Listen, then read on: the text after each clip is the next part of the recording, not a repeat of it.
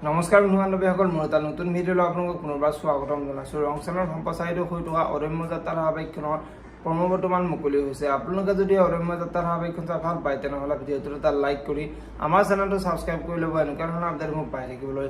অৰণ্য যাত্ৰাৰ ধাৰাবাহিকখনৰ আজিৰ খণ্ডিত দেখিবলৈ পাব মানুহজনে কৈ থাকিব সি দুবৰীক পচন্দ কৰিয়ে ঘৰত কথা পাতিছে আৰু সেইবাবে সি দুবৰীক চাবলৈ ইয়ালৈ আহিছে, সি বন্তিক চাবলৈ ইয়ালৈ অহা নাই, গতিকে আমি তাক দুবৰীকে বিয়া দিব লাগিব বুলি মানুহজনে কোৱা দেখিবলৈ পাব।